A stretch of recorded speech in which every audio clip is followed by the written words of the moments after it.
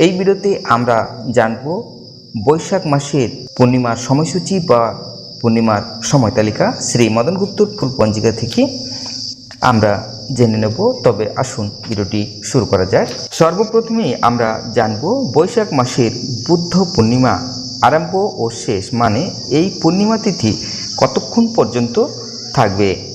ইংরেজি 2026 বাংলা পঞ্জিকা অনুযায়ী 1433 সালের বৈশাখ মাসের পূর্ণিমা শুরু হবে 30শে এপ্রিল বৃহস্পতিবার রাত্রি 8টা 29 হইতে পরের দিন 1 মে শুক্রবার রাত্রি 9টা 39 পর্যন্ত এই পূর্ণিমা তিথি থাকবে।